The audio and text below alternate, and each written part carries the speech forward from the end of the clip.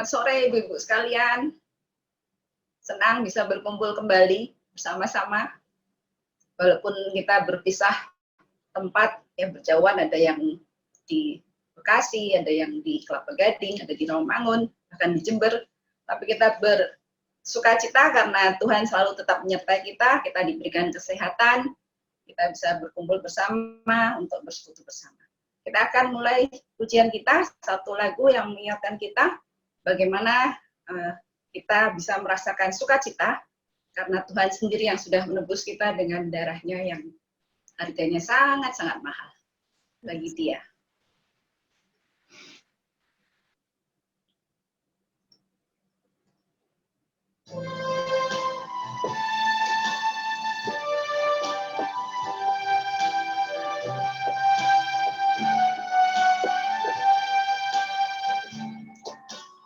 Ya Yesus, Kau mati bagiku.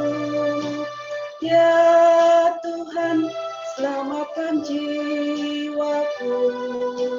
Bagi Dia pujianku, tak dapat ku balas kasih-Nya.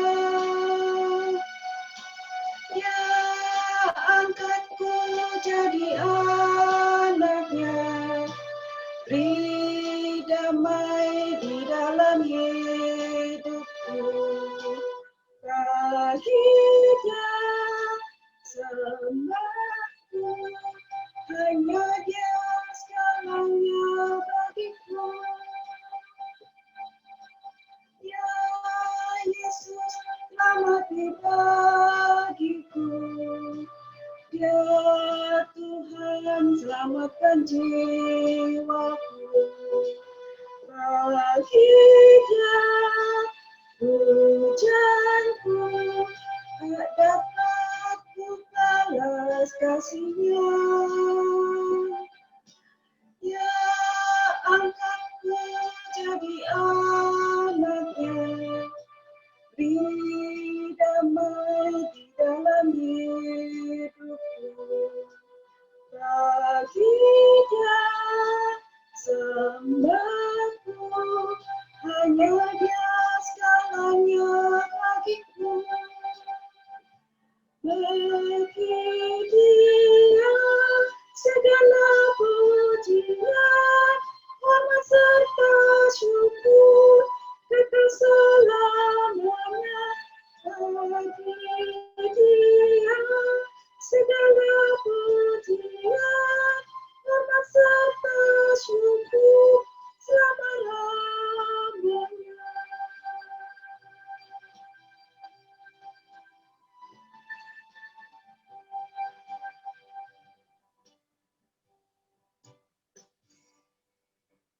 Bersyukur bisa memuji Tuhan dari tempat masing-masing, walaupun rasanya jadi aneh karena saya seperti menyanyi sendiri. Tapi kita bersyukur karena bagi Dia kita semua bisa mengalami sukacita, bisa mengalami kegembiraan. Kita akan berdoa untuk persekutuan kita pada sore hari ini. Tuhan Yesus, kami bersyukur untuk kasih setia Tuhan dalam kehidupan kami. Kami bersyukur terutama untuk anugerah keselamatan yang Tuhan sudah berikan, sehingga kami semua bisa merasakan ada damai, ada sukacita, karena kami percaya bahwa kami semua telah diselamatkan. Sungguh kami bersyukur untuk itu ya Tuhan. Kami bersyukur di tengah-tengah kesulitan kami harus stay at home, tapi kami bisa menikmati kasih setia Tuhan, bisa menikmati persekutuan dengan keluarga dan dengan teman-teman. Kami mau memulai ibadah persekutuan Komisi Perempuan pada sore hari ini. Kiranya Tuhan sendiri yang memimpin kami, Tuhan berkati sehingga kami semua dapat merasakan berkat-Mu melalui puji-pujian, melalui doa, dan melalui firman Tuhan yang kami akan dengarkan. Terima kasih Tuhan Yesus. Dan nama-Mu saja kami berdoa dan mengucap syukur. Amin. Kita akan nyanyi lagu medley ya. Sekali-sekali nyanyi lagu medley, mungkin agak panjang, tapi nggak apa-apa. Lagu yang pertama, Besarkan Nama Tuhan. Kita nyanyikan 2 kali, terus langsung disambung dengan Dialah Segalanya. Semoga saya mainnya nggak salah.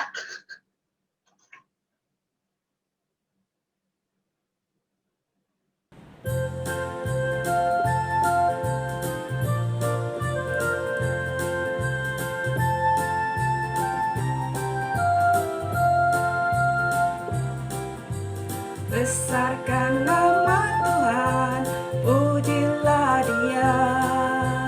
Kemurahannya besar, tiada terkira. Aku tak dapat balas betapa besar kasih-Nya. Oh, besarkanlah namanya. Tuhan yang ajaib, Tuhan yang kuasa, Tuhan yang menolong hidupku. Tuhan yang ajaib, Tuhan yang kuasa, jiwaku ditebus oleh-Nya. Besarkan nama Tuhan. Besarkan nama Tuhan, pujilah Dia. Kemurahannya besar, tiada terkira. Aku tak dapat balas betapa besar kasih-Nya. Oh, besarkanlah namanya. Tuhan yang ajaib, Tuhan yang kuasa, Tuhan yang menolong hidupku.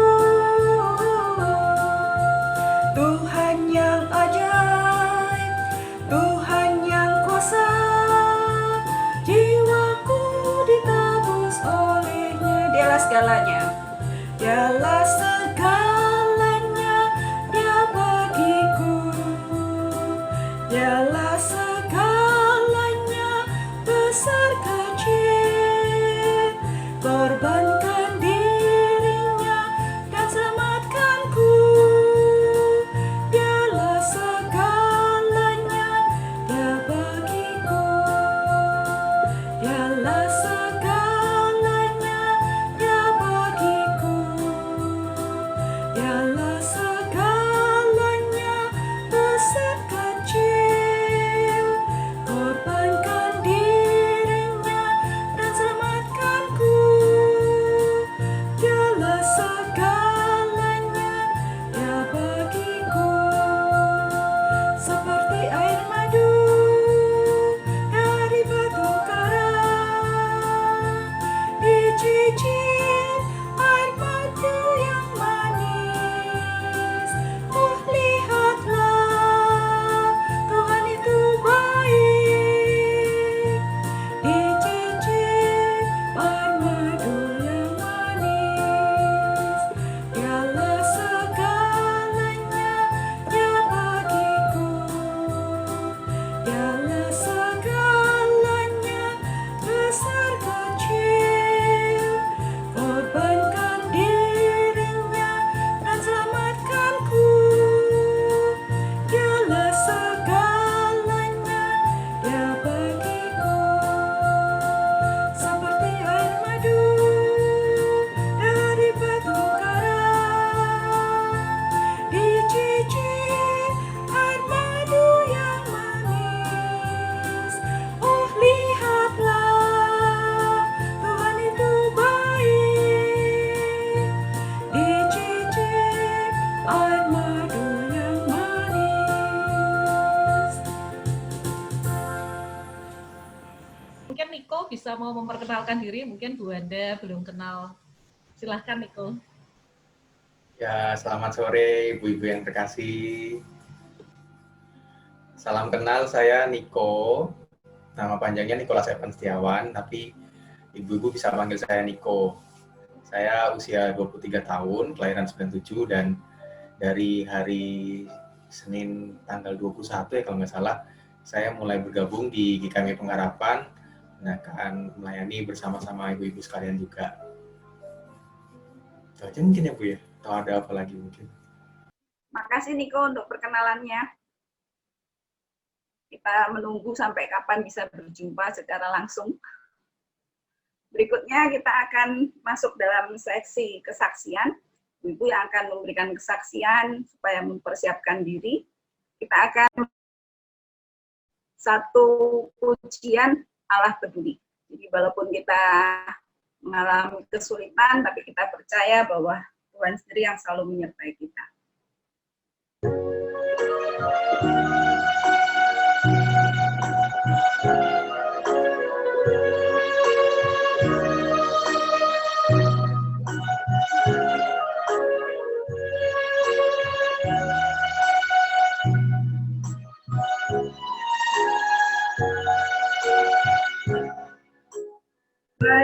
perkara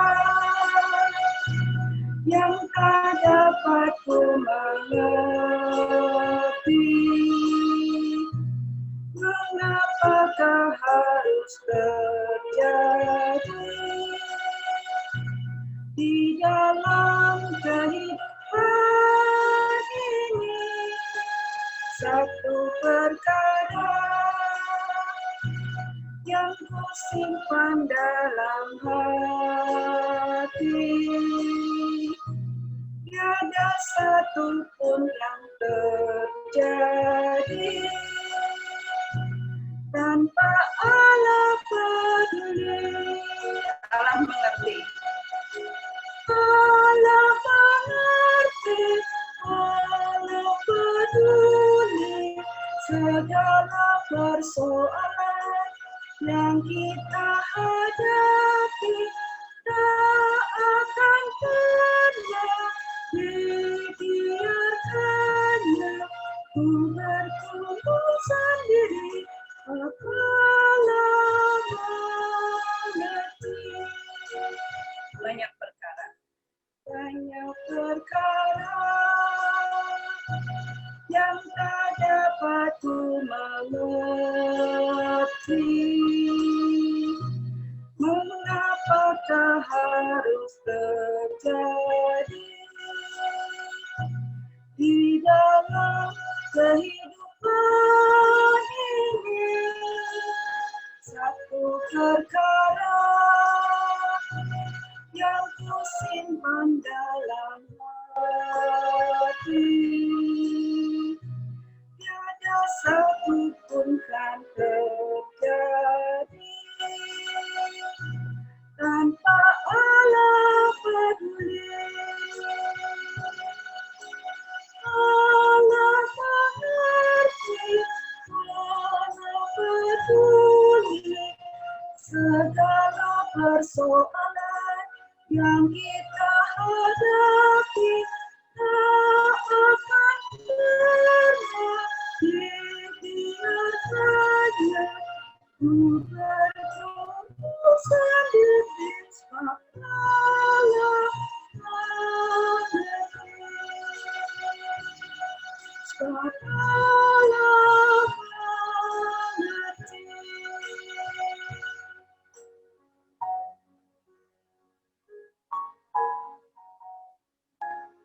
Kita bersyukur untuk kasih setia Tuhan dalam kehidupan kita. Barangkali ada ibu-ibu yang ingin memberikan kesaksian apa yang sudah dialami. Oma mau bersaksi apa? Bersyukur. Silakan, Oma. Ya.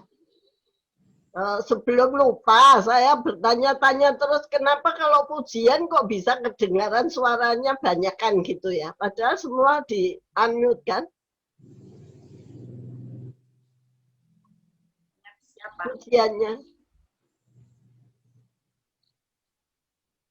Bisa kedengarannya itu banyak yang nyanyi gitu loh. Berarti ada malaikat. Hah?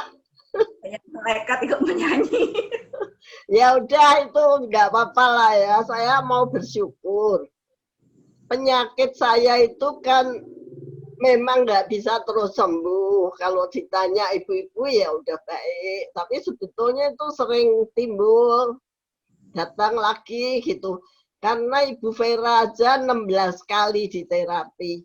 Tapi Tuhan itu luar biasa. Masa karena saya tinggal di rumah, nggak mungkin pergi terapi. Ada aja. Masa ada WA itu 2 loh yang mengenai frozen shoulder itu. Jadinya aku belajar dari WA itu aja udah kayak terapi ke rumah sakit.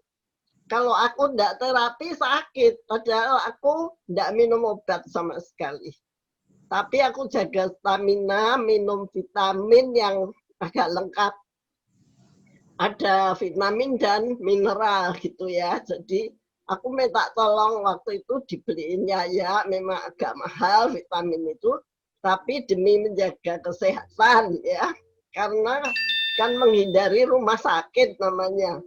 Jadi karena aku hanya untuk menjaga kesehatan, aku minumnya 2 hari sekali supaya hemat, berdua sama Pak Jani gitu ya.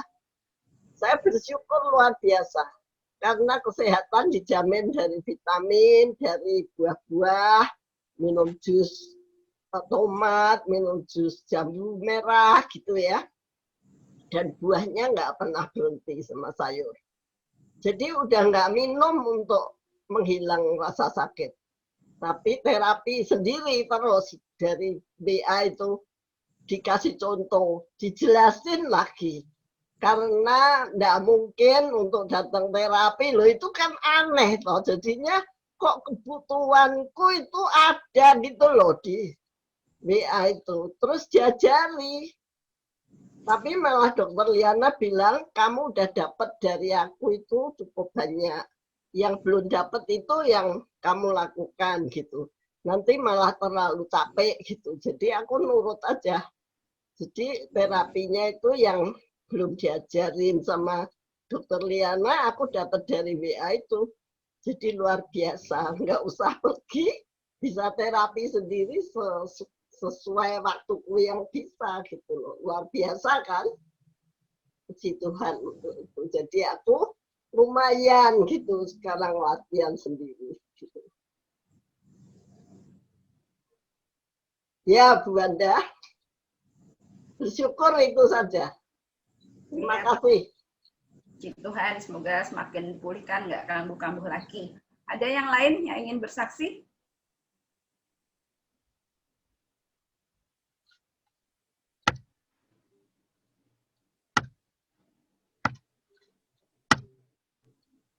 Saya mau bersaksi. Boleh ya? Tadi itu saya kaget sekali, tiba-tiba kacamata saya kok patah. Padahal kacamata itu baru 1 tahun lebih. Itu gara-gara saya terlalu ceroboh waktu membetulkan letaknya. Gitu.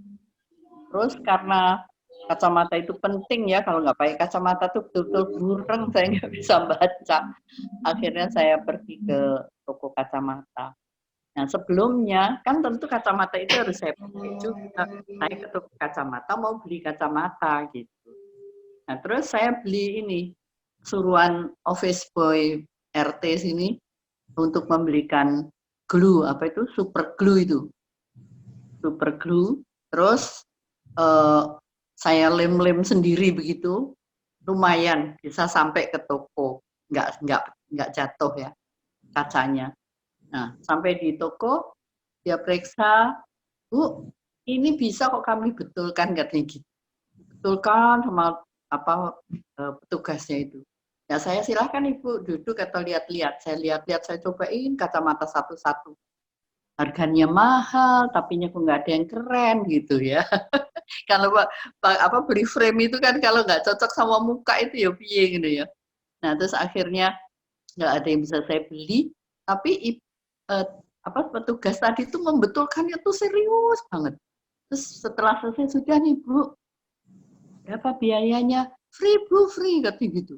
Wah, aku bersyukurnya bukan main karena nggak jadi beli kacamata dan kacamataku ini bisa disambung aja sama dia pakai super glue. Ya, itulah saya juga bersyukur atas kasih Tuhan. Terima kasih. Ya, Saya mau nambahin lagi soal kacamata. Pak Jani itu kacamatanya udah keterlaluan, jatuhnya lebih dari 10 kali. Jadi udah aku bilang Lucy, gimana ini ya Lus, kalau ganti kan kita nggak boleh keluar rumah, harus ukur. Lucy berusaha cari frame yang cocok lensa itu ya memang susah toh ya. Jadi Lucy bilang toko kacamatanya udah bilang nggak bisa dibetulin, wah piye carane, kan kita nggak boleh keluar. Lala itu karena Pak Jani kan sering pakai kacamataku gitu loh, Bunda. Pak cari mana kacamataku nggak ada. Aku punya serep, jadi tak kasih aja kacamata itu, dia nggak terasa sampai sekarang, jadi nggak rewel. Jadi puji Tuhan juga, nggak usah ke toko kacamata, Pak Daninya bisa terima kacamata itu dan nggak ngeh gitu loh. Puji Tuhan. Ya, Ya. makasih.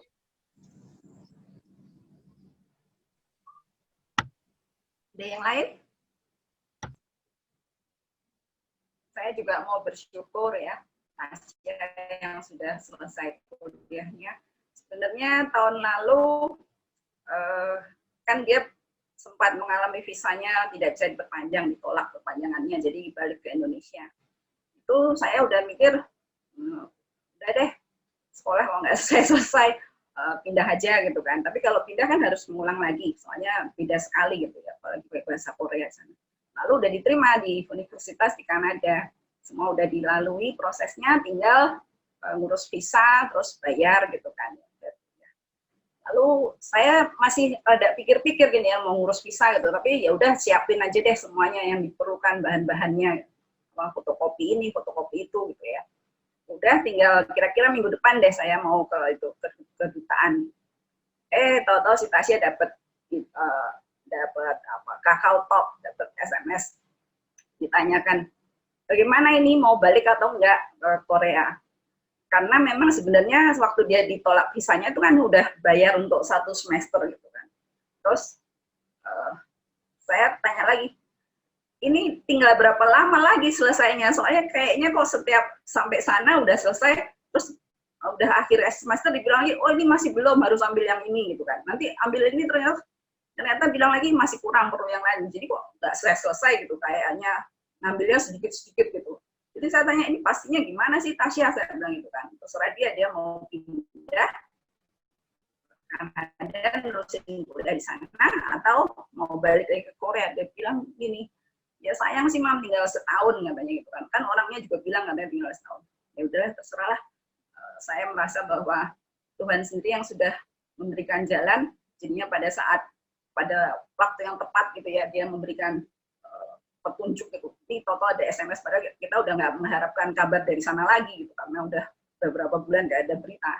Terus akhirnya karena Tasya juga memutuskan itu, juga saya juga ya berdoa dulu, Tuhan gimana ini, jadi ke Kanada apa enggak? Kalau ke Kanada kan ngulang lagi tuh. Tapi buat Tasya tuh lebih mudah karena pakai bahasa Inggris. Kalau pakai bahasa Korea kan dia memang susah gitu ya. Tapi akhirnya ya udah, dengan pertimbangan tinggal setahun dibandingkan dengan 4 tahun, udah kita akhirnya ngurus visa ke kedutaan Korea, sambil berdoa semoga visanya bisa didapat. Pokoknya saya begini, kalau visanya dapat diperpanjang ya udah langsung balik lagi ke Korea. Kalau ternyata ditolak lagi ya apa boleh buat, kan saya masih ada waktu untuk ngurus yang ke Kanada.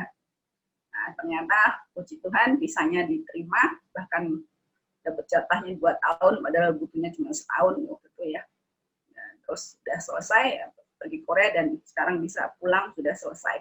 Terima kasih untuk doa-doa dari ibu sekalian buat Tasya, walaupun dia memang mengalami kesulitan, tapi akhirnya dengan pertolongan Tuhan dia bisa menyelesaikan studinya. Dan sekarang kiranya juga bisa dibantu doa, apa dia akan melanjutkan sekolah online atau mau mencari pekerjaan. Supaya Tuhan sendiri yang menolongnya. Sudah, ada lagi yang mau memberikan kesaksian? Ya cukup. Kita akan mendengarkan firman Tuhan yang akan disampaikan oleh Ibu Yuliana. Dan sebelumnya kita akan memujikan satu pujian, ku percaya pada Yesus dan firman-Nya yang berkah.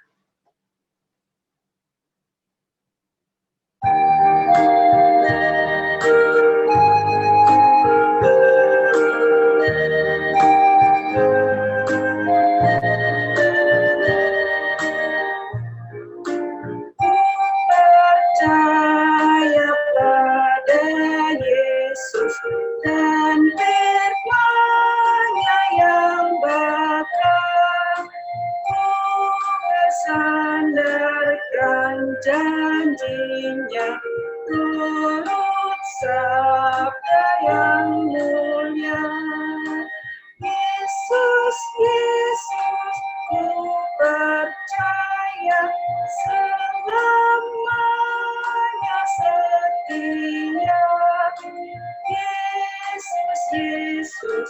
indah mulia, oh tambahlah imanku. Percaya pada Yesus, darahnya dicurahkan hanya oleh karena iman hatiku disucikan. Yesus, Yesus, ku percaya selamanya setia.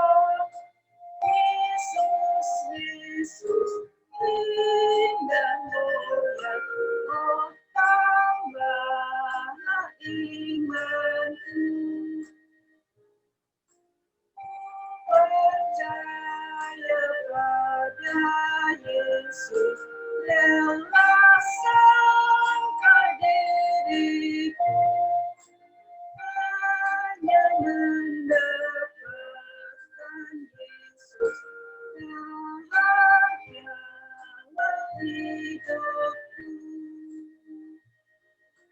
Yesus, Yesus, ku percaya selamanya mulia. Yesus, Yesus, indah mulia, oh tambahlah imanku.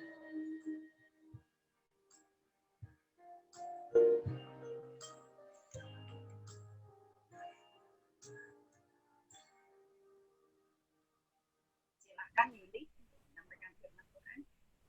Ya, terima kasih Ibu semuanya untuk waktunya. Ya, sebenarnya ini bukan ahlinya saya ya untuk membawakan firman Tuhan. Tapi karena dibujuk Yaya, waduh. Jadi saya mencoba untuk membawakan firman pada sore hari ini. Nanti kalau ada koreksi boleh ibu-ibu yang senior-senior ini yang boleh menambahkan ya mungkin ya. Mari kita berdoa lebih dahulu. Terima kasih Tuhan untuk kesempatan pada sore hari ini kami boleh berkumpul bersama-sama ibu-ibu. Terima kasih untuk kesetiaan ibu-ibu dalam menjalani aktivitas kami. Kami boleh menyisihkan waktu kami untuk menyediakan waktu buat Tuhan, untuk memuji nama Tuhan, mendengarkan firman Tuhan, juga memberikan kesaksian dalam kehidupan kami. Terima kasih, ucapan syukur bagi nama Tuhan. Dan sebentar lagi hamba-Mu juga akan menyampaikan firman Tuhan, sembunyikan di dalam salib-Mu Tuhan, supaya apa yang akan hamba sampaikan boleh menjadi berkat bagi ibu-ibu dan yang hadir semuanya. Terima kasih Tuhan, suci kuduskan hamba-Mu ini, supaya boleh menjadi berkat. Di dalam nama Tuhan Yesus, kami berdoa dan mengucap syukur. Amin. Sekali lagi, pembacaan pada sore hari ini kita akan ambil dari Matius 27 dari ayat 1 sampai ke 26. Saya minta tolong mungkin Bu Bambang ya untuk membacakan ayat 1 sampai 10. Bisa di-unmute dulu. Matius 27 ya. Suaranya kedengeran? Halo, suaranya kedengeran ya? Oke. Matius 27. Yesus diserahkan kepada Pilatus, kematian Yudas. Ketika hari mulai siang, semua imam kepala dan tua-tua bangsa Yahudi berkumpul dan mengambil keputusan untuk membunuh Yesus. Mereka membelenggu dia, lalu membawanya dan menyerahkannya kepada Pilatus wali negeri itu. Pada waktu Yudas yang menyerahkan dia melihat bahwa Yesus telah dijatuhi hukuman mati, menyesallah ia. Lalu ia mengembalikan uang yang 30 perak itu kepada imam-imam kepala dan tua-tua. Dan berkata, Aku telah berdosa karena menyerahkan darah orang yang tidak bersalah. Tetapi jawab mereka, apa urusan kami dengan itu? Itu urusanmu sendiri. Maka ia pun melemparkan uang perak itu ke dalam bait suci, lalu pergi dari situ dan menggantung diri. Imam-imam kepala mengambil uang perak itu dan berkata, tidak diperbolehkan memasukkan uang ini ke dalam peti persembahan, sebab ini uang darah. Sesudah berunding mereka membeli dengan uang itu tanah yang disebut tanah tukang periuk untuk dijadikan tempat perkuburan orang asing. Itulah sebabnya tanah itu sampai pada hari ini disebut tanah darah. Dengan demikian genaplah firman yang disampaikan oleh Nabi Yeremia. Mereka menerima 30 uang perak, yaitu harga yang ditetapkan untuk seorang menurut penilaian yang berlaku di antara orang Israel. Dan mereka memberikan uang itu untuk tanah tukang periuk, seperti yang dipesankan Tuhan kepadaku. Amin. Untuk ayat 11 sampai 20, saya minta tolong mungkin Ibu Wanda ya, bisa bantu untuk membacakannya. Yesus di hadapan Pilatus. Lalu Yesus dihadapkan kepada wali negeri, dan wali negeri bertanya kepadanya, engkaukah raja orang Yahudi? Jawab Yesus, engkau sendiri mengatakannya. Tetapi atas tuduhan yang diajukan imam-imam kepala dan tua-tua terhadap dia, ia akan memberi jawab apa? Ia tidak memberi jawab apapun. Maka kata Pilatus kepadanya, tidakkah engkau dengar betapa banyaknya tuduhan saksi-saksi ini terhadap engkau? Tetapi ia tidak menjawab suatu kata pun, sehingga wali negeri itu sangat heran. Telah menjadi kebiasaan bagi wali negeri untuk membebaskan satu orang hukuman pada tiap-tiap hari raya, itu atas pilihan orang banyak.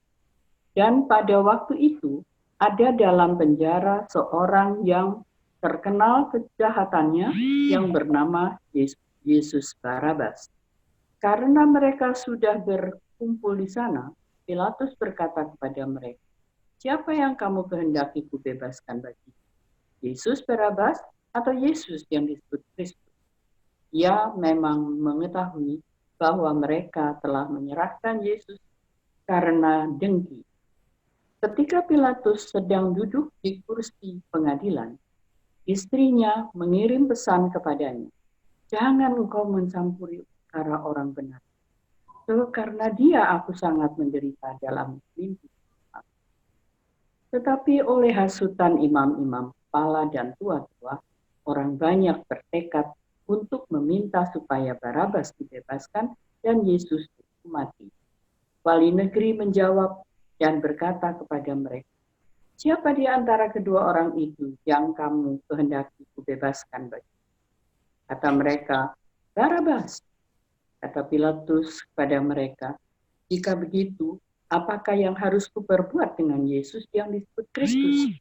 Mereka semua berseru, ya harus disalibkan. Katanya, tetapi kejahatan apakah yang telah dilakukannya? Namun mereka makin keras berteriak, ia harus disalibkan.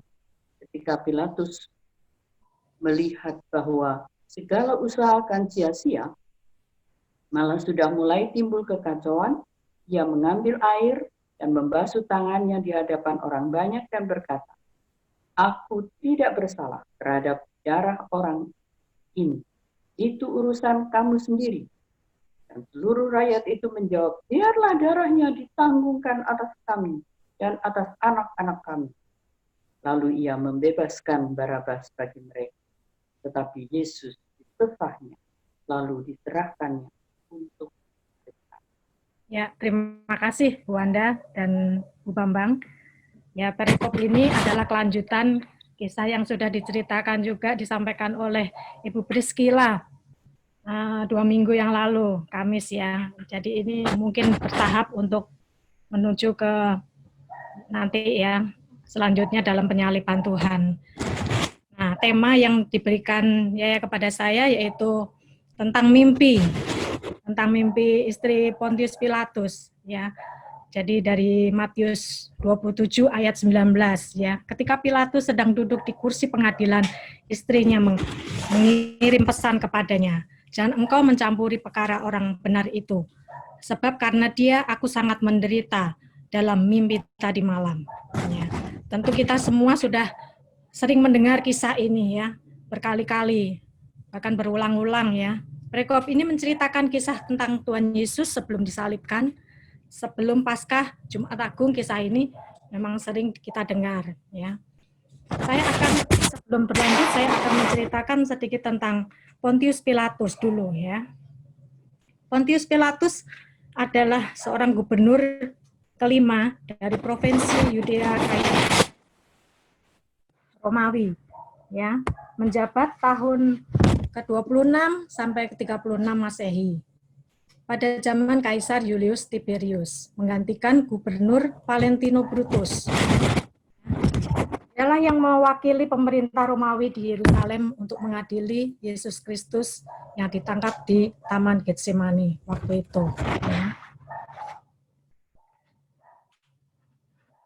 Sebelum itu, ya ada gubernur yang mengepalai di situ yaitu Coponius, ya, Markus, terus Abinius, Valentino, baru Pontius Pilatus, dan selanjutnya juga dilanjutkan dengan Marcellus, ya, itu gubernur-gubernur yang menjabat di Romawi waktu itu, ya.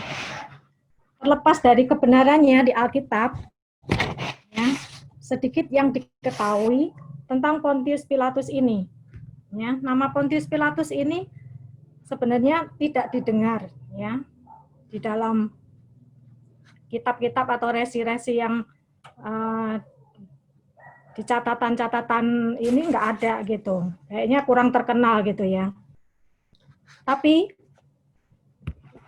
orang-orang Kristen mengenal nama Pontius Pilatus sampai sekarang ada di dalam doa rasuli ya. Yaitu kan ada di bawah pemerintahan Pontius Pilatus. Nah, nama Pontius Pilatus itu masih terkait, ya, selalu terkait di dalam ibadah kita, dalam doa iman rasuli. Ya. Tapi dari sejarawan itu banyak yang tidak percaya memang. Pada waktu itu kan memang mungkin Pontius Pilatus tidak begitu terkenal ya. Tapi sejak kejadian tentang penyaliban Yesus itu Pontius Pilatus banyak dikenal. Tapi sebenarnya kalau di kalangan orang-orang Yahudi, Pontius Pilatus itu benar-benar dikenal banyak orang. Ya, Gubernur Pontius Pilatus ini sempat ditemukan prasasti-prasasti yang untuk mengenal dirinya itu di pemerintahannya waktu itu ya. Prasasti di kota Kasiaria yang menunjukkan Pontius Pilatus itu memang benar-benar ada. Dan itu ditemukan prasastinya, itu ada dedikasinya di atasnya itu untuk Kaisar Julius Tiberius dan di bawahnya Pontius Pilatus gitu ya. Jadi memang Pontius Pilatus itu benar-benar memang ada gitu. Cerita tentang penyaliban Yesus itu memang ada gitu. Pontius Pilatus itu seorang gubernur yang punya pengalaman di bidang kemiliteran, administrasi yang tinggi. Syarat-syarat jadi gubernur waktu itu memang harus melewati jenjang yang sulit, yang harus dilalui ya. Makanya itu jadi gubernur benar-benar harus yang intelektual, yang bagus gitu ya. Sejarawan, Pontius Pilatus itu mempunyai hubungan yang buruk dengan orang-orang Yahudi. Karena dia selalu memanfaatkan kedudukan jabatannya sebagai orang yang berkuasa, orang yang kuat. Ya. Tindakannya tidak menghargai adat istiadat orang-orang Yahudi, bahkan menghina kepemimpinannya. Orang-orang yang di sana ya pimpinannya itu sering dihina karena dia merasa punya kekuatan, sering menggunakan kekerasan untuk mendapatkan segala sesuatu, terlalu percaya diri, tidak mau mendengarkan pendapat orang lain, sering melakukan penjarahan, pemaksaan, makanya di saat dia menjadi gubernur, sering terjadi insiden-insiden, ya, atau kerusuhan-kerusuhan pada masa Pontius Pilatus ini menjabat, ya. Menurut sejarawan itu insiden-insiden yang terjadi. Mungkin ibu-ibu atau saudara-saudara pernah mendengar ya beberapa insiden yang terjadi ketika Pontius Pilatus itu menjabat gubernur. Ya, insiden pertama itu ada insiden Panji-Panji, ya. Pontius Pilatus itu waktu itu menggunakan simbol-simbol bendera yang bergambar burung Raja Wali, ya. Itu menandakan kekuatannya, ya, kebesarannya, ya, kedudukannya yang tinggi. Seperti video yang diberikan oleh Pak Theo, ya. Itu kalau Raja Wali itu sampai begitu kuatnya ngangkat itu binatang itu sampai sedemikian kuatnya ya mencengkeram gitu ya. Ini menandakan bahwa kekuatan Pontius Pilatus dalam kedudukannya ini menjabat ini digunakan secara wenang-wenangan gitu. Seenaknya sendiri gitu ya. Jadi dia menyalahkan jabatannya ya. Pada waktu itu sejarawan ya, penulis kuno namanya Philo dan Josephus itu ya, Pontius Pilatus itu selalu menyerang kehormatan orang-orang Yahudi, dikatakan di situ ya. Ini membuat orang Yahudi itu tidak senang, karena semakin orang-orang Yahudi itu tidak suka, tapi Pontius Pilatus ini sengaja, jadi tetap memasang bendera-bendera, simbol-simbol itu di mana-mana, ya, membuat orang-orang Yahudi itu makin jengkel sama dia ya.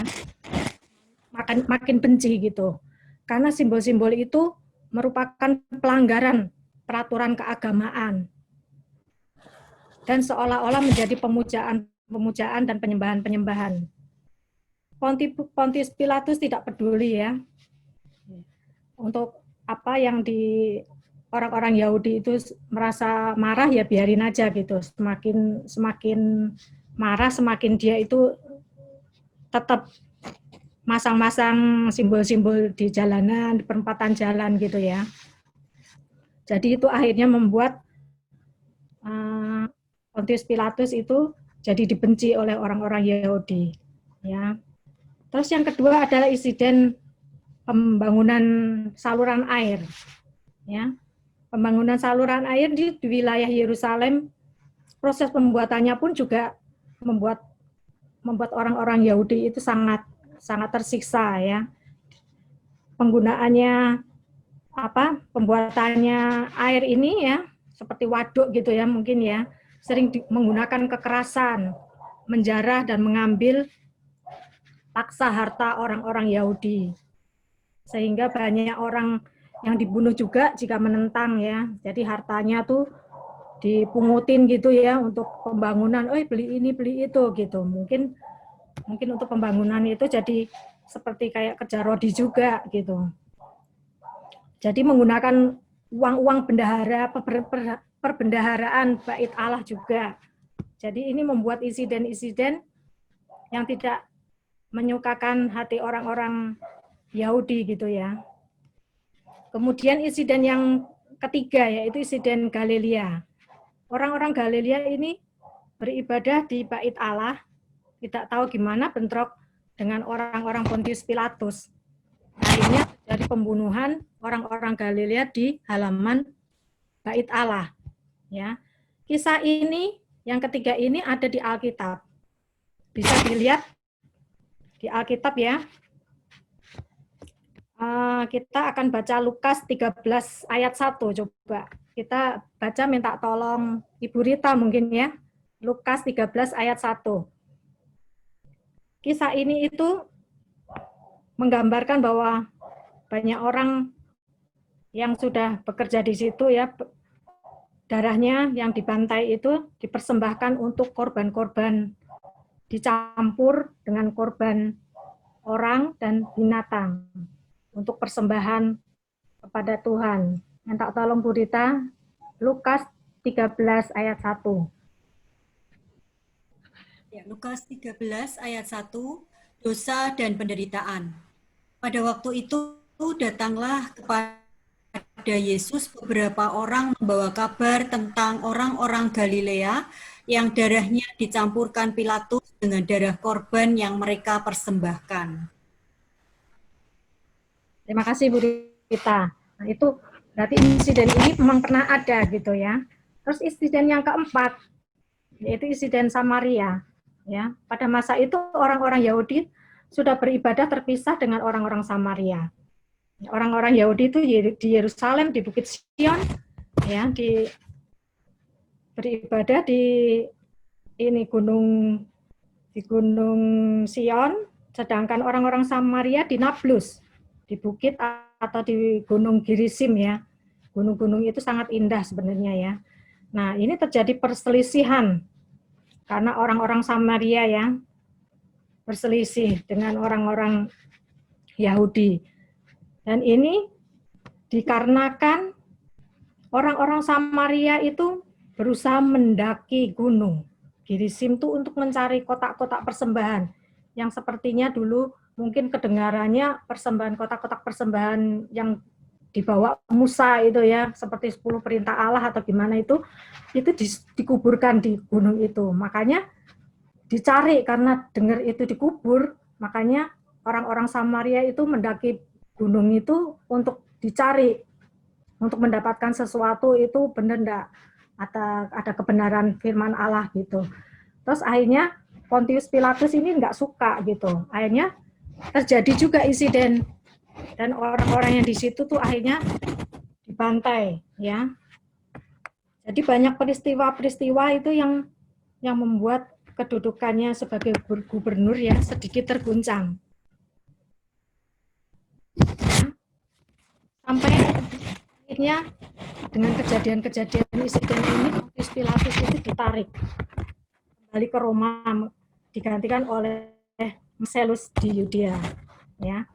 Nah, puncaknya Pontius Pilatus ini adalah kasus Yesus ya.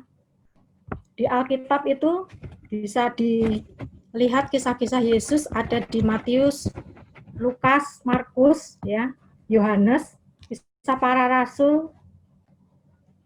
Ini Yudas, Lukas nggak ada ya. Matius, Markus, Yohanes, kisah para rasul. Itu mengisahkan tentang kisah Tuhan Yesus. Ketika Yesus dihadapkan kepada Pontius Pilatus, ya, Yesus itu tidak banyak bicara. Jadi apa yang dituduhkan kepada Yesus itu dia tidak pernah membalas kata-kata sedikit pun. Ya, dia kalau ditanyain ya cuma jawabnya engkau sendiri mengatakan. Kita baca ya semuanya ya. Nah, tuduhan-tuduhan itu tidak diberikan jawaban apapun sehingga itu orang-orang Yahudi sedikit marah ya. Sepertinya Pontius Pilatus ini ingin melakukan apa yang dikatakan dalam mimpi istrinya tadi ya. Bahwa tidak mencampuri perkara Yesus. Karena memang Pontius Pilatus itu pasti tidak menemukan kesalahan-kesalahan yang dilakukan Yesus. Jadi bingung tuh, Pontius Pilatus dalam keadaan seperti itu gimana ya? Nah, tetapi Pontius Pilatus ini sepertinya ya ingin melakukan apa yang dikatakan istrinya, tapi karena orang-orang Yahudi ini ya, karena mendapat hasutan dari kepala-kepala imam dan tua-tua ini benar-benar tidak bisa menjalankan tanggung jawabnya. Jadi Pontius Pilatus itu melepas tanggung jawab dan memberi keputusan yang salah, ya karena hasutan imam-imam tadi, ya. Nah, Pontius itu mencuci tangan karena ingin melepaskan tanggung jawab sebagai gubernur. Dia tidak pengen nanti dia disalahkan atau gimana gitu ya. Jadi Pontius Pilatus ini mencuci tangan. Pada tradisi Yahudi itu kalau sudah mencuci tangan itu udah lepas tanggung jawab gitu. Itu ada di Ulangan 21 ayat 6 sampai 7 dan Mazmur 26 ayat 6. Itu nanti bisa dicatat dulu dan nanti mungkin bisa dibaca di rumah ya. Nah, terus ini juga ada di Ulangan 21 ayat 6 mungkin bisa dibaca nih ya. Mungkin Bu Ruth bisa membaca ya.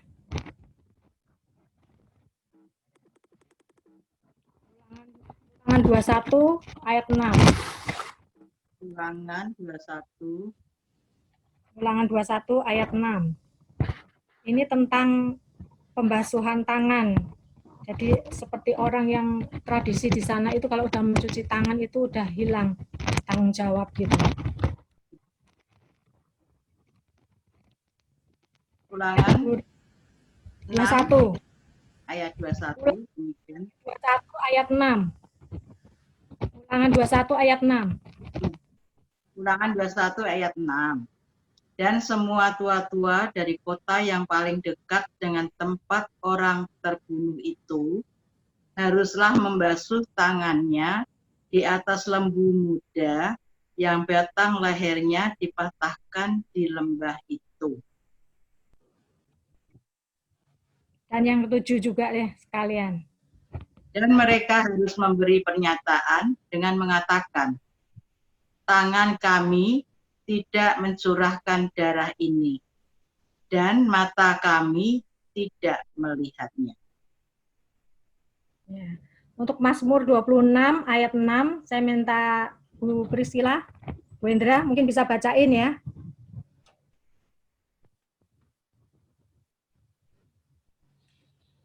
Bu Priscila boleh membacakan Mazmur 26 ayat 6. Masih di unmute. Oh ya, oke.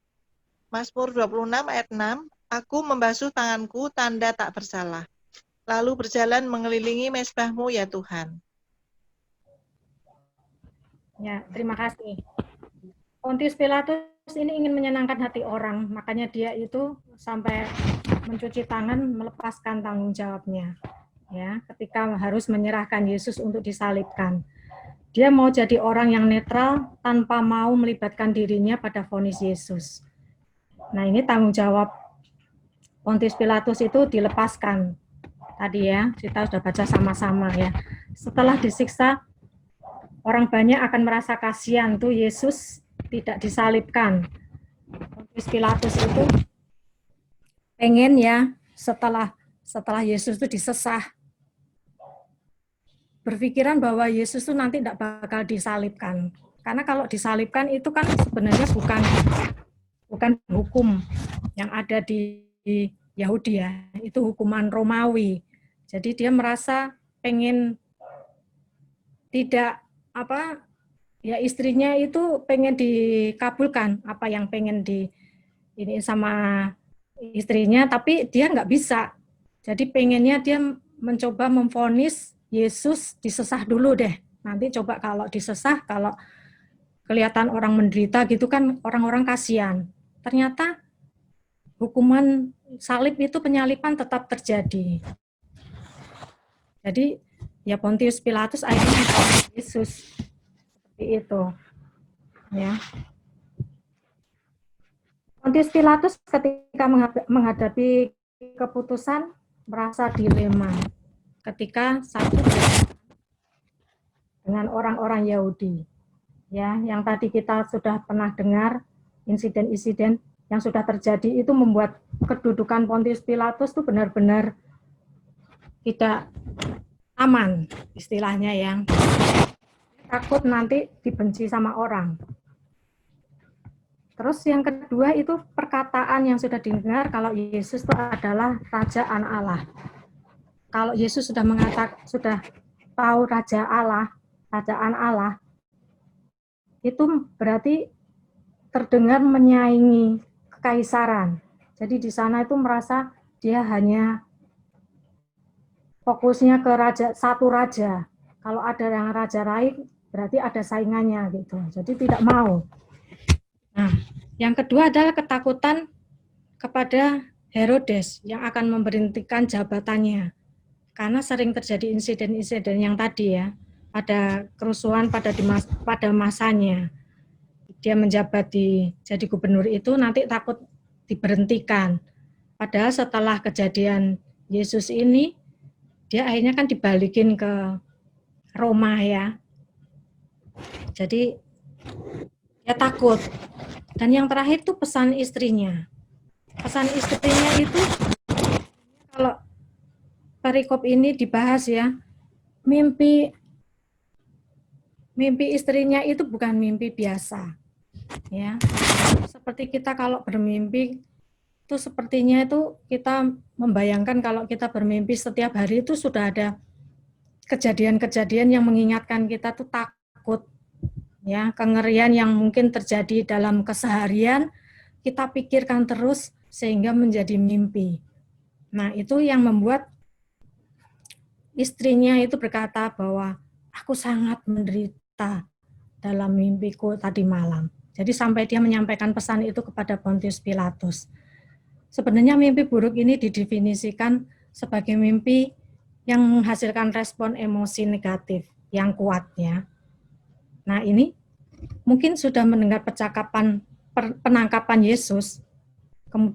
Tuhan Yesus nanti kalau disalib gimana gitu ya. Jadi itu udah kepikiran gitu. Jadi sampai dia tuh akhirnya kebawa dalam mimpi gitu. Kalau kita juga kadang-kadang punya kejadian apa dalam keseharian gitu, akhirnya kita pikirin terus. Akhirnya kebawa mimpi gitu. Jadi akhirnya terjadilah mimpi, kalau dibilang orang tuh mimpi buruk gitu. Padahal itu mungkin ya tadi yang dikatakan bahwa mimpi buruk itu didefinisikan sebagai mimpi yang menghasilkan respon emosi negatif yang kuat. Ya. Nah, terus kemudian istri Pontius Pilatus ini pasti waktu habis mimpi sangat menderita banget gitu, tertekan. Ya. Ketika bermimpi, pasti kondisi tubuhnya bereaksi dengan hebat. Mesti jantungnya berdebar-debar. Kalau kita bangun tidur, mimpi buruk pasti kita kaget gitu ya. Wah, ini sampai nggak bisa bangun, nggak bisa tidur lagi. Saking ketakutannya. Nah, ini mungkin mimpinya istri Pontius Pilatus itu begitu. Ya, kemungkinan mimpi buruknya itu bisa dikatakan ya mungkin sekedar cara otak menghadapi ketakutan dan kegelisahan kita. Kalau otak terus berfungsi, karena selama kita tidur, otak itu tetap bekerja, organ-organ juga tetap bekerja. Nah, ini mimpi istri Pontius Pilatus itu sampai mengganggu tidurnya dia. Jadi mimpinya itu benar-benar merasa dia itu tertekan gitu. Makanya dia sampai menyampaikan pesan itu kepada suaminya, jangan macam-macam loh kamu nanti sama orang yang nggak berdosa itu. Soalnya ini aku sudah seperti penglihatan nih, dikasih penglihatan sama Tuhan gitu. Jadi kalau bisa tuh pengen dibebaskan gitu, jangan sampai ada urusan ada penyalipan gitu mungkin ya. Jangan sampai terjadi itu gitu. Kalau kita sebagai orang Kristen punya mimpi yang terus-menerus mimpi buruk ya, itu mungkin ya sampai psikolog aja sampai mungkin harus menghadapi ya, kita harus tim medis yang menangani kita ya. Kenapa ini terus-menerus mimpi seperti itu? Nah, ini kalau orang Kristen menanggapinya juga harus orang yang rohani.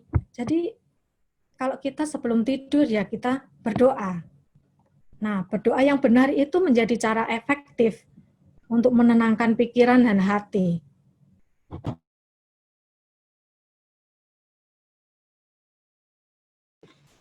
Cik Yuli ke-mute, Cik Yuli.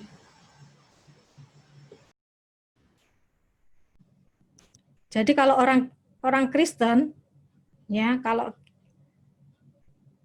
tahu bahwa kita itu mau tidur, pasti kita berdoa. Ya.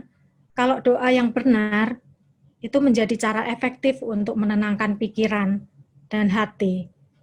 Dan kalau kita berdoa itu apapun, kalau kita bermimpi buruk ataupun bagus, kita mempunyai cara dan hikmat yang ada dalam diri kita yang sudah diberikan Tuhan.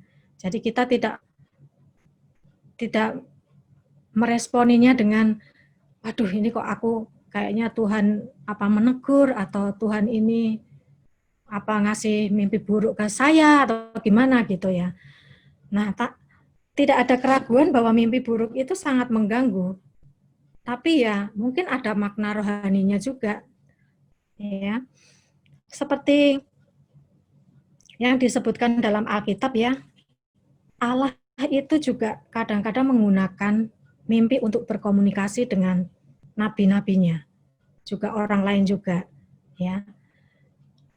Jadi Tuhan itu memakai mungkin mimpi-mimpi yang disampaikan ke kita itu bisa menjadi penglihatan atau peringatan ya buat kita.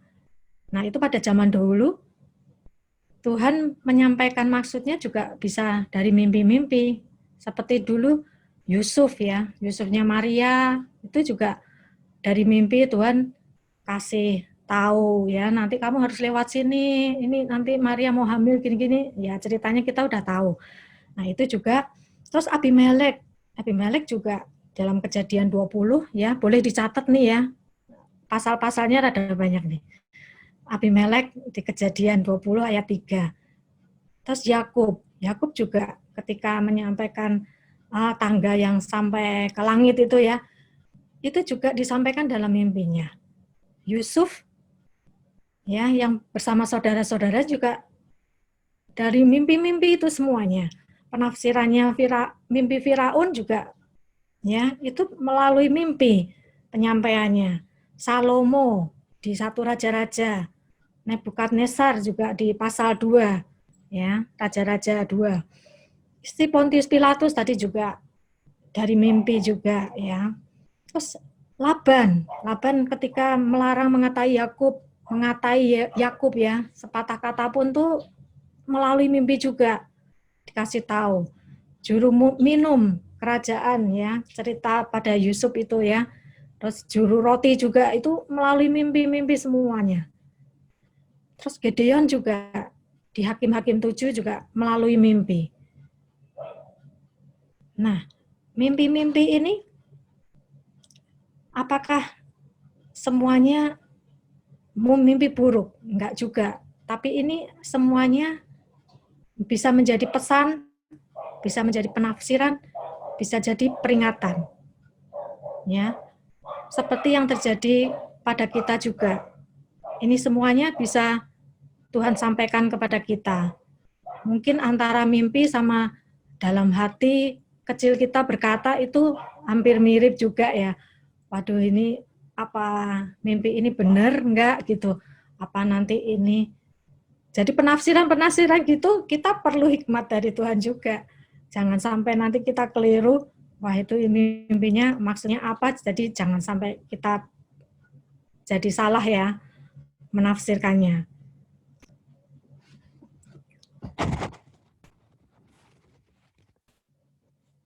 Warren Carter, guru besar Perjanjian Baru di Pratt Divinity School di Fort Worth, Texas, itu menuliskan dalam bukunya Pontius Pilatus, Portrait of a Roman Governor. Ya, Pilatus menggunakan kekuatannya sebagai gubernur yang menentukan hidup atau matinya seseorang untuk mengeksekusi Yesus dari Nazaret di Yerusalem. Perbuatan Pontius Pilatus ini sama halnya dilakukan oleh kepala-kepala imam dan tua-tua kepada Yudas. Yang tadi kita baca ya, ketika Yudas sadar bahwa dia telah melakukan dosa, menyerahkan darah orang yang tidak bersalah, yaitu Yesus, mereka mengatakan hal yang sama. Apa urusan kami dengan itu? Ya, itu urusanmu sendiri. Nah, itu dikatakan seperti itu. Pontius Pilatus juga ingin melepaskan tanggung jawabnya, juga berkata yang sama. Ia mau enak sendiri gitu. Padahal mereka-mereka ini adalah orang-orang yang intelektual, orang-orang yang pintar, berpendidikan. Ya. Imam-imam kepala, tua-tua, dan Pontius Pilatus bukan orang yang bodoh. Mereka tuh intelektual yang harusnya menjadi panutan dan teladan. Tapi sikapnya begitu tidak mencerminkan apa yang dia punya gitu ya. Nah, kita tidak boleh memuaskan orang dengan mengorbankan orang yang tidak bersalah. Ya, kita sebagai anak Tuhan tidak boleh lepas dari tanggung jawab. Sebagai apapun posisi kata yang diberikan Tuhan kepada kita, kita harus menjalankan kewajiban dan tanggung jawab kita sebagai orang. Cik Yuri ke-mute lagi, Cik.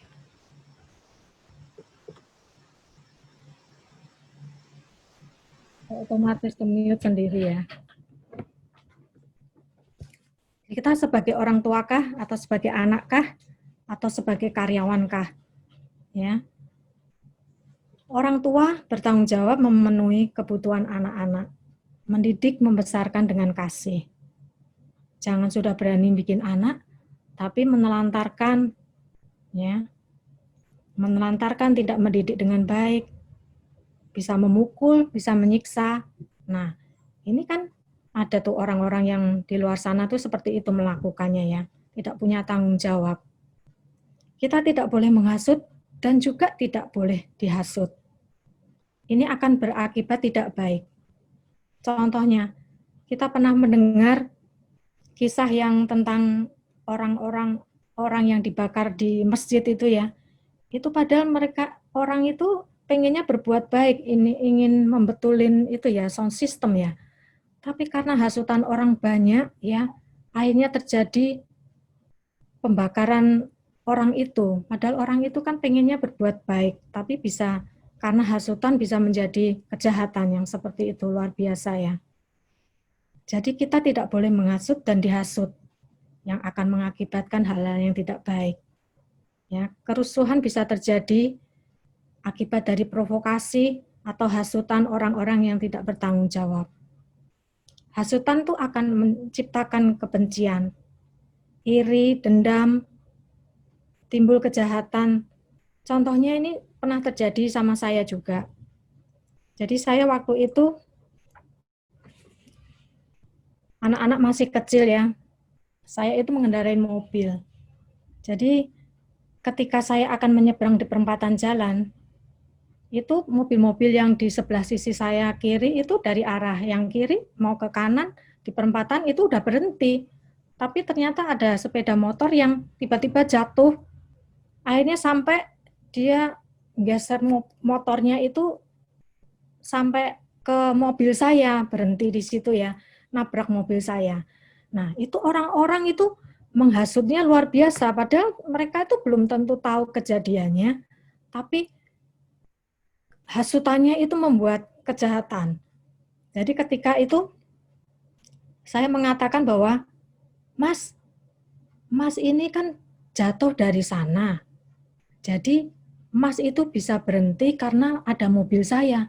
Coba kalau Mas itu nggak ada mobil saya, mobilnya dari ujung sampai ke ujung masih jalan terus. Jadi dia kayak jatuh sampai geser gitu sampai ke sana gitu loh. Terus ada mobil saya, justru mobil saya itu yang ketabrak dia. Tapi karena hasutan orang banyak, itu membuat geger di situ. Sampai akhirnya saya harus membawa orang itu ke rumah sakit. Nah, saya kan nggak mau. Karena waktu itu anak-anak juga masih kecil-kecil kan. Mobil saya nggak bisa nganter rumah sakit. Saya merasa nggak salah, saya bilang. Kalau Mas ini kan yang salah, jadi kenapa saya yang disalahin? Mas-mas yang lain itu minta tolong jangan ikut-ikutan ya, saya bilang gitu. Saya sedikit rada emosi ya waktu itu. Mas, jangan ikut-ikut emosi, jangan ikut-ikut tambah ini, bikin kacau gitu ya. Saya nggak mau nih karena dihasut kayak begini, nanti jadi timbul orangnya malah nanti benci saya atau terus saya diapain gitu ya. Terus saya bilang, ini mumpung masnya itu sadar, coba ditanyain yang benar mana. Jadi jangan situ yang memprovokasi nih, saya bilang gitu. Ini masnya, untungnya masih hidup nih, orangnya tuh bawa anak 2. Jadi sampai sininya itu lecet-lecet semua, saya disuruh tanggung jawab. Padahal dianya itu yang jatuh dari sana, saya yang ditabrak sama dia. Berhenti motornya karena ada saya gitu. Nah ini saya akhirnya ngomong sama masnya, Mas nih saya nggak salah loh, saya bilang gitu. Saya nggak mau nganterin Mas karena saya juga buru-buru nih, saya bilang gitu kan. Terus ada orang-orang juga ngomong, engkoknya itu yang punya ruko itu bilang, udah Ci, kasih uang aja, kata gitu, biar beres. Bisiin saya sedikit deket gitu ya. Ya saya sih nggak mau, orang saya nggak maksudnya nggak salah kok ya. Saya cuman untuk tutup mulut buat apa gitu ya. Tapi saya ngomong sama orangnya, Mas, ini bukan saya untuk menutup mulut Mas ataupun saya mengaku saya salah, tapi saya kasih uang Mas karena saya kasihan sama Mas. Jadi bukan karena saya nabrak Mas, dia bilang gitu. Jadi akhirnya saya kasih uang, Masnya suruh berobat, maaf ya Mas, saya nggak bisa nganterin. Jadi itu saya terus akhirnya pulang. Meskipun saya waktu itu juga rada takut ya, karena tuh orang-orang banyak yang ngerumunin. Namanya tabrakan itu kan tahu sendiri kan, orang-orang lain tuh yang nggak tahu persis kejadiannya itu jadi memprovokasi dan menghasut orang gitu. Jadi akhirnya saya pulang, ya nggak saya anter, nggak apa-apa gitu. Akhirnya berjalan dengan baik. Nah itu satu hasutan, satu provokasi yang membuat kejahatan, ya jadi membuat orang lain itu sangat tersiksa gitu ya. Tidak mendapat keuntungan. Orang lain itu tidak dipikirkan. Nah ini Pontius Pilatus juga seperti itu. Meninggalkan jawab, ya, dan dikatakan orang-orang yang tidak berkenan di hadapan Tuhan tuh Pontius Pilatus sering melakukan dosa yang berulang-ulang. Dari insiden seperti itu sekali kejadian, dia tidak istilahnya tidak merasa bersalah, tapi terus insiden berulang-ulang terjadi. Nah, itu tidak diperkenan Allah.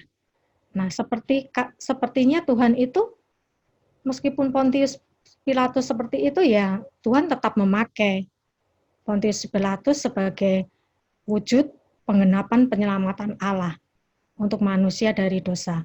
Mungkin terlintas dalam pikiran kita, kalau waktu itu istri Pontius Pilatus tidak menyampaikan pesan dalam mimpinya, apa mungkin penyaliban tetap terjadi ya? Mungkin Bapak Ibu sekalian pernah berpikiran seperti itu enggak?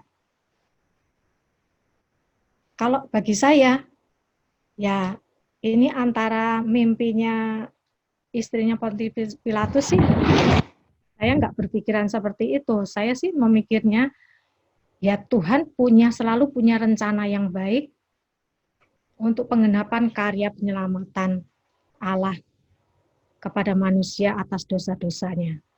Ya, bukan karena dengan jalan itu saja. Tuhan pasti menggenapi karya penyelamatan itu dengan cara apapun. Ya. Karya penyelamatan manusia tetap akan tergenapi, ya. Tetapi jangan juga terlintas dalam pikiran kita bisa berbuat dosa, toh nanti Tuhan itu akan memakai kita jadi alatnya. Jadi kita bisa seenaknya sendiri berbuat dosa, ya berulang-ulang. Kita tahu bagaimana penyesalan Pontius Pilatus, Petrus, dan Yudas akhirnya. Setelah mengkhianati, dan Yudas menjual Yesus. Mereka tuh murid-murid yang sangat mengasihi Yesus juga loh. Kalau Pontius Pilatus ini akhirnya juga dia menyesal atas perbuatan setelah penyaliban Tuhan Yesus. Nah Yudas ini pun dan Petrus juga menyesal atas apa yang sudah dilakukan. Ya, kita juga tadi baca Yudas sampai menyesal seperti itu karena sudah berani menjual Tuhan Yesus dengan 30 keping perak ya. Akhirnya dia juga mengakhiri hidupnya. Jadi kadang-kadang kita berpikiran materi dan hasrat pikiran kita itu jauh lebih jahat. Kadang-kadang lebih dominan di dalam hidup kita. Ya, seperti Yudas dan Petrus itu juga karena Yudas itu sebagai bendahara menginginkan harta, jadi dia ingin mengumpulkan uang untuk mendapatkan uang. Jadi dia sampai menjual Yesus demi 30 keping perak. Nah, itu kadang-kadang materi dan hasrat atau pikiran kita yang merasukin itu menjadi kita bisa berbuat dosa. Ya. Nah, kalau kita tadi awal kita menyanyikan lagu yang dinyanyikan Lucy tadi ya, Ini kita mengerti bahwa kita sudah ditebus dan diselamatkan oleh Yesus atas dosa-dosa kita, meskipun nafsu kedagingan kita masih ada. Tapi kita harus menghargai pengorbanan penyaliban Tuhan Yesus. Ya. Darah Yesus yang sudah tercurah bagi dosa-dosa kita harus menghargainya. Dosa itu membuat hubungan kita terhadap orang lain, bahkan terhadap Tuhan, menjadi tidak harmonis. Ya, ada jarak pemisah dan harus diadakan perbaikan. Perbaikan diri untuk memberikan sesuatu yang lebih baik dan lebih baik. Jangan meniru orang fasik yang sudah mengetahui hal-hal dosa, tapi tetap dilakukan terus dan tetap dilakukan terus. Seperti Pontius Pilatus, sudah beberapa kali banyak insiden yang terjadi, dia berulang-ulang terus melakukan dosa. Nah, ibu-ibu yang terkasih di dalam Yesus Kristus, ya kita harus terus belajar dan terus belajar untuk melakukan hal-hal baik di mata Tuhan. Ya, yang seperti dikatakan dalam Kolose 3 ayat 23. Saya minta untuk penutupan ini, saya minta Ibu Dani mungkin ya, bisa membacakan Kolose 3 ayat 23.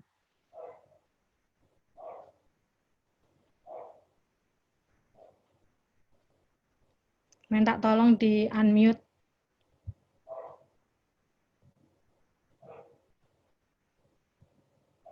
Kolose 3 ayat 23.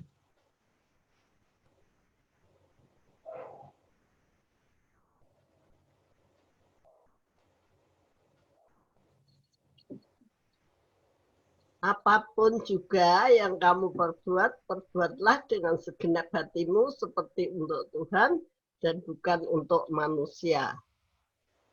Ya, terima kasih Bu Dani. Kiranya Tuhan memberkati semuanya. Biarlah apa yang saya sampaikan mudah-mudahan menjadi berkat. Dan mungkin kalau ada koreksi atau apa, mungkin bisa ditambahin untuk senior-senior yang lebih tahu. Terima kasih, Tuhan Yesus memberkati. Saya serahkan kepada Lucy. Terima kasih, Yuli, untuk firman Tuhannya. Biarlah kita bisa belajar dari firman Tuhan yang disampaikan, kita bisa bersikap bijaksana dalam mengambil keputusan. Kita akan masuk dalam pokok-pokok doa. Saat ini kita berdoanya, kita akan saling mendoakan. Misalkan Bu Sunariati nanti akan berdoa untuk saya dan saya akan berdoa untuk Ibu Sunariati. Ya, jadi di sini saya bagi dulu ya. Untuk Ibu Ingriani pasangannya dengan Ibu Retno. Silakan langsung diungkapkan dulu deh apa yang mau didoakan, yang minta didoakan. Mami dulu. Ya, berdoa bersyukur aja. Karena nggak usah pergi terapi, udah dikasih video terapi itu. Yang menguatkan saya. Bu Retno mungkin ada kebutuhan apa?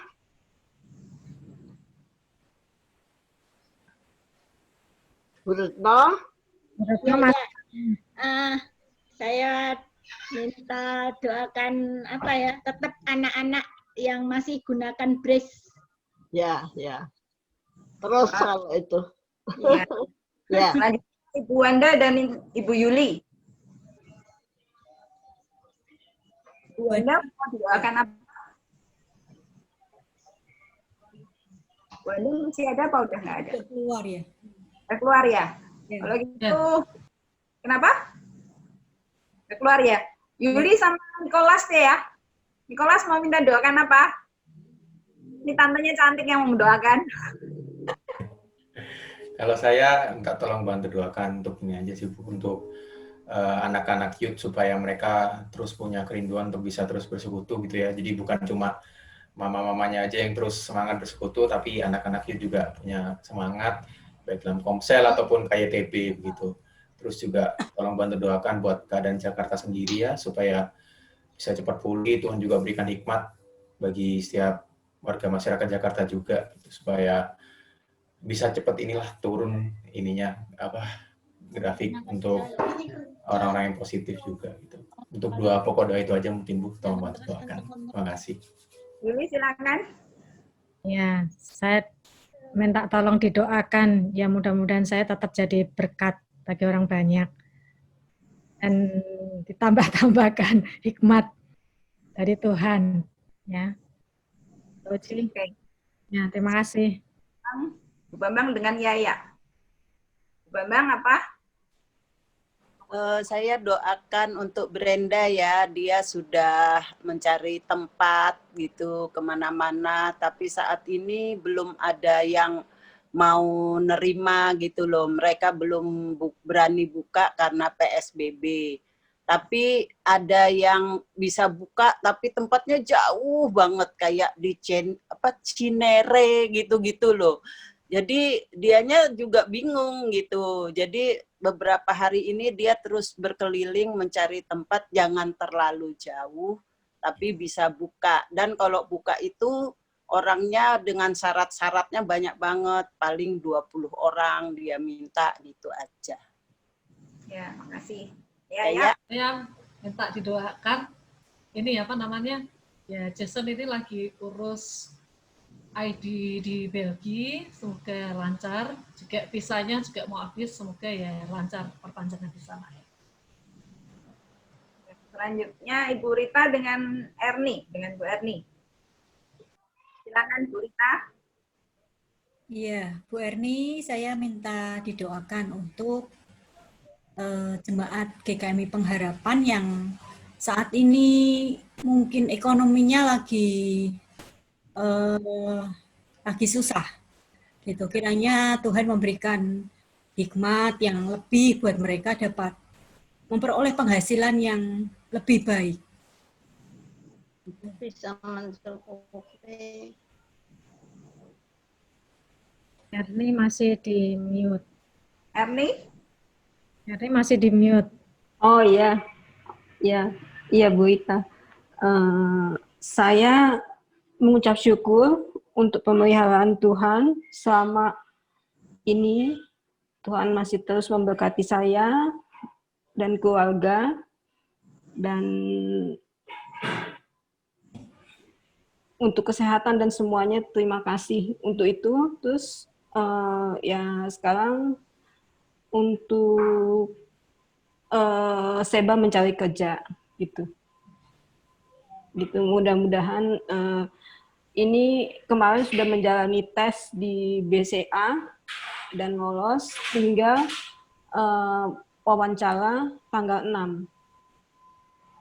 Jadi biar kehendak Tuhan yang jadi atas dia, bukan kehendaknya atau siapapun. Supaya Tuhan campur tangan dalam setiap kerjaan ataupun apapun itu dalam anak-anak kami semuanya. Itu aja. Terima kasih. Ya, oke Bu. Ibu Priscilla dengan Rini. Silakan.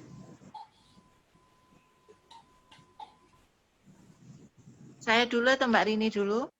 Boleh, duluan. Ya, saya doakan ya. Saya udah 2 bulan nih vertigo. Timbul tenggelam. Jadi hari ini baik, besok pusing lagi gitu. Jadi saya juga belum berani ke dokter karena situasi seperti ini ya. Jadi saya ya lebih banyak istirahat seperti itu. Minta tolong didoakan aja supaya vertigonya ini bisa cepat hilang gitu. Itu aja Bu Erni. Bu Rini. Bu Rini minta tolong didoakan apa? Bu Rini mau didoakan apa? Masih mute ya, Rini.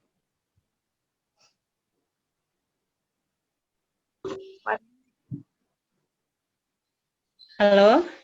Ya. Maaf, tadi ada tamu tak nganter ke depan sebentar. Ya. Ya, saya bisa didoain buat sakit gusi, bengkak udah 2 minggu nggak kempes-kempes gusinya. Oh, gusinya. Berarti sakit gigi ya? Iya. Sudah minum Kataplam belum, Bu? Enggak, kemarin itu minum apa ini ya? Kumur air garam. Aku juga sering sakit, tak kumur air garam banget. Air garam atau minyak cengkeh ya? Enggak, air Iya. garam aja bagus kok. Iya, iya. Garam kayaknya yang lebih mujarab agak enakan, tapi masih ini takutnya nggak tahu kok ini lama banget. Biasanya nggak pernah bengkak.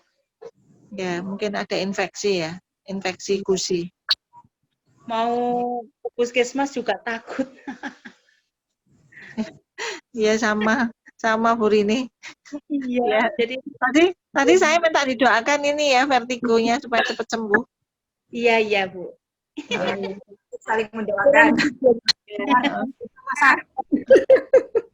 Selanjutnya Vivi dengan Melisa. Melisa masih ada nggak ya? Ciana mungkin. Oh, Vivi dengan Cihana boleh. Cihana ada?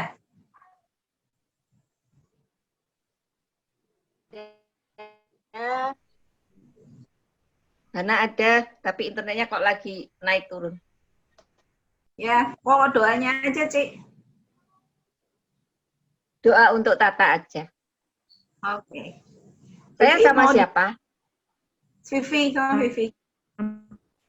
Aku mau didoain ini biar nggak stres.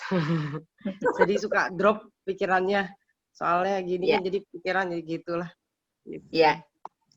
Ya. Tadi doain Tata gimana tadi Tante Hana? Tata kan masih di rumah sakit ini. Oh iya, oke. Ya oke, aku doain nanti. Selanjutnya Bu Sunaryati dengan Ibu Ruth. Silahkan. Bu Sunaryati dengan Bu Ruth dulu. Iya. Aku sih bersyukur sama Tuhan dikasih kesehatan yang fit, jadi tetap bisa melakukan tugas-tugasku yang super sibuk gitu ya. Dan kiranya Tuhan tetap memelihara kesehatanku. Terus untuk Mani itu yang masih kerja, ini kan seminggu kerja di rumah, seminggu lagi ngantor. Itu aja lah. Sunaryati apa yang mau didoakan? Ya, saya minta didoakan. Itu di gang saya itu ada yang kena. Jadi apa ya, suami istri. Sekarang suaminya itu di rumah, tapi terus istrinya sudah dibawa ke rumah sakit. Minta didoakan aja supaya gang kita ini ya itu aja, jangan sampai terkena lain-lainnya gitu. Mbak Sunaryati pakai masker terus ya, jangan di luar. Ya, saya nggak keluar-luar, saya di dalam terus. Iya. Nggak berani keluar untuk tapi pakai masker. saya. Iya. Vitaminnya jangan lupa ya. Oke. Ya, terus Mbak Dwi dengan Bu Nani.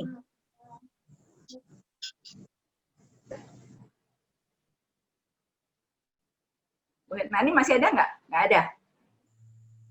Kalau gitu Mbak Dwi sama saya ya. Batik ya, belum batik. Ya udah, saya sama Mbak Ati, jadi nggak usah ngomong. Dua ya. Oke. Ya, saling mendoakan di situ ya. Ya sama Cik Lucy. Iya.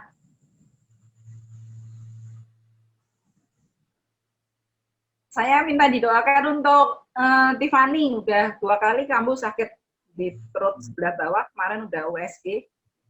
USG-nya sih hasilnya sih bersih, tapi dia tetap merasa ada sakit perut kadang. Itu aja. Kita berdoa bersama-sama. Setelah itu kita kasih kesempatan nanti Nicholas yang tutup dalam doa ya. Paling tampan. Lalu disambung dengan doa Bapak terima kasih langsung. Ya Nicholas ya. Mari kita berdoa. Yesus, kami bersyukur untuk semua saat ini di mana-mana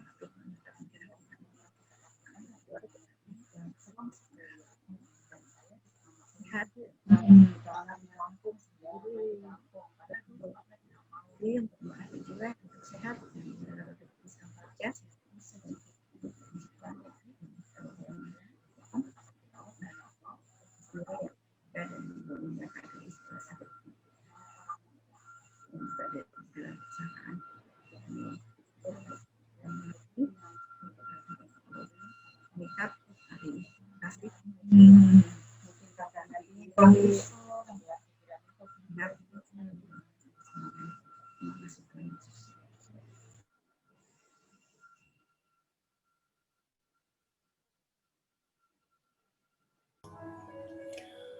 Bapak, kami bersyukur malam hari ini kami boleh bersekutu bersama, kami boleh memuji Tuhan, kami boleh mendengarkan firman Tuhan, dan terlebih kami saat ini boleh mendukung, saling mendoakan satu sama lain.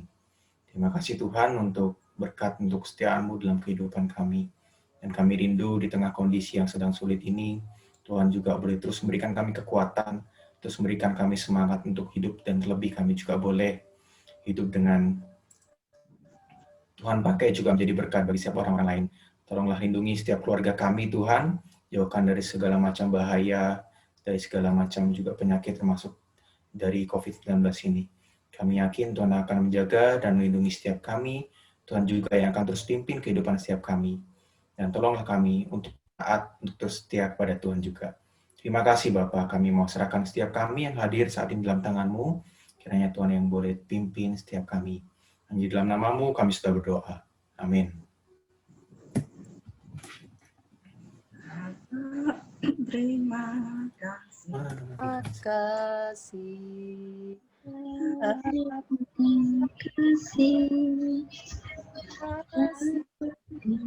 Bapa di dalam surga, ku berterima